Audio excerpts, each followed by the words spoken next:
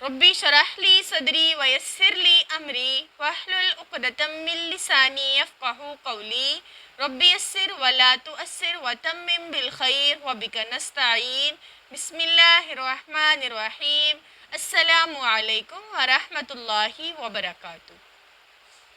साबका क्लास में हमने ये पढ़ा कि गुन्ना क्या है, गुन्ना की असल आवाज़ क्या होती है और इसका कायदा क्या होता है।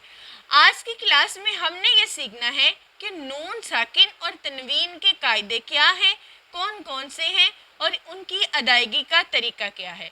तो नून साकिन और तनवीन के जो कायदे हैं वो तो 4 हैं और आज की क्लास में हम एक कायदा, पहला कायदा पढ़ेंगे जिसके मुतल्लिक हम वजाहत से पढ़ेंगे और मिसाल से उसको अच्छी तरह समझेंगे कि नून साकिन और तनवीन के जो कायदे हैं वो कब और कहाँ कहाँ अदा किए जाते हैं कुरान में, जिससे हमारे कुरान की तिलावत जो है बहुत ही खूबसूरत तरीके से अदा हो सकती है।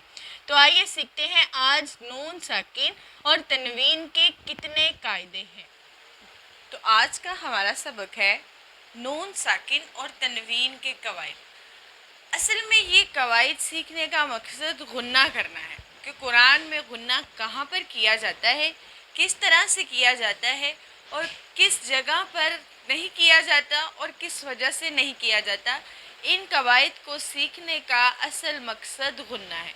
तो आज हमने सीखने हैं नून साकिन और तनवीन के कायदे। सबसे पहले हम देखते हैं कि नून साकिन और तनवीन क्या मतलब, यानी नून साकिन वो होता है जिस पर कोई हरकत ना हो बल्कि जज़म हो। हमने साकिन हरूफ जो पढ़े उसमें से हमने नून साकिन को लिया है कि जिस पर गुन्ना किया जाएगा, कब किया जाएगा और कैसे किया जाएगा।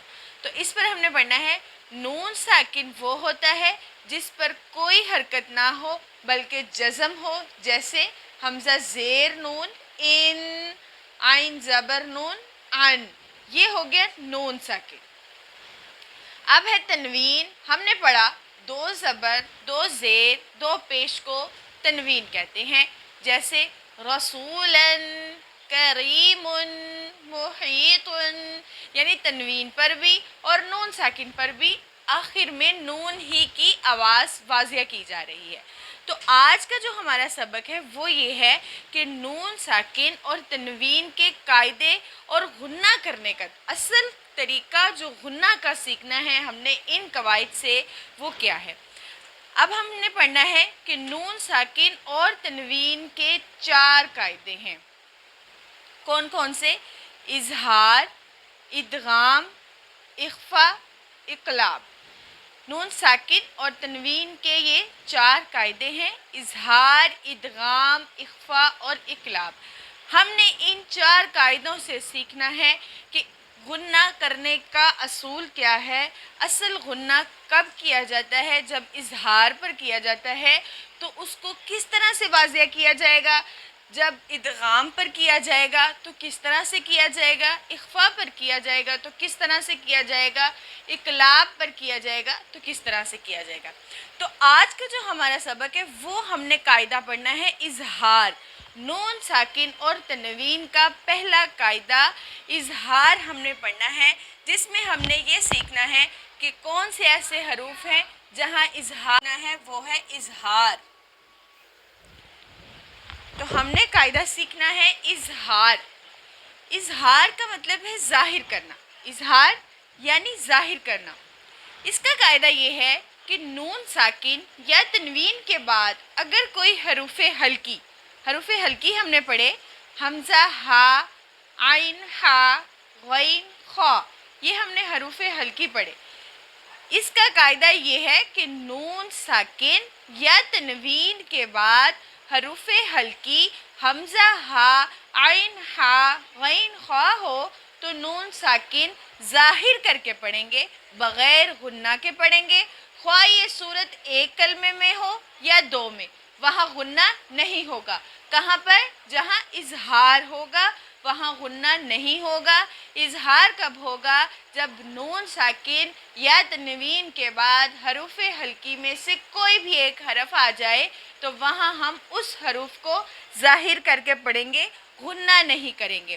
اب میں آپ کو ان کو مثال سے سمجھاؤں گی کہ مثال سے ہم کیسے دیکھیں گے کہ وہاں وہ اظہار ہو رہا ہے نون ساکن یا پھر تنوین کے بعد جب اظہار ہوگا یعنی حروف ہلکی کا کوئی بھی حرف آئے گا تو ہم اسے ظاہر کر کے پڑھیں گے یعنی غنہ نہیں کریں گے۔ تو غنہ کرنے کے لیے ہم اظہار کرنے کے لیے ہم کچھ مثالیں پڑھیں گے جو میں آپ کے سامنے لکھوں گی اور آپ کو پڑھ کر سکھاؤں گی کہ اظہار کس طرح سے ادا کیا جائے گا۔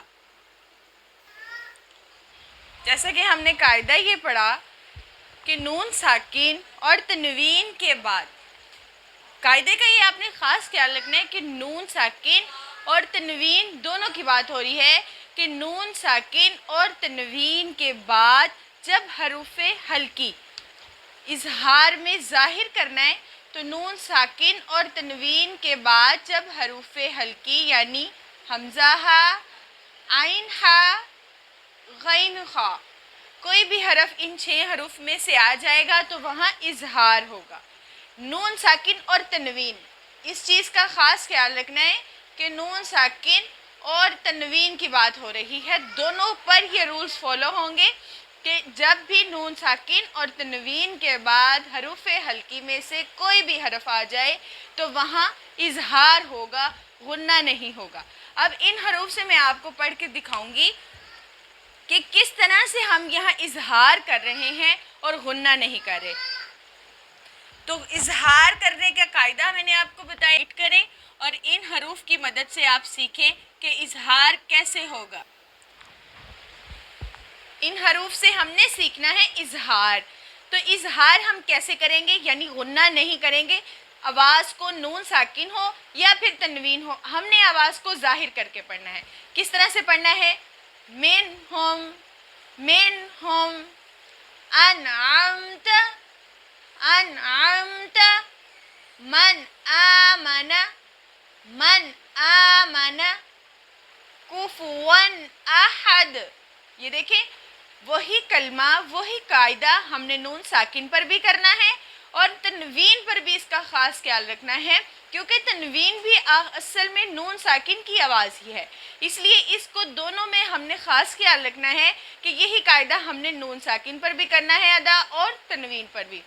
کفوا احد، نار حامیہ، نار حامیہ، لمن خشیہ، لمن خشیہ، من غیرہ، طیرا ابابیل، طیرا ابابیل، کتاب حکیم، کتاب حکیم، فمن عفی، فمن عفی من اخیہ، من اخیہ، ان انت، ان انت۔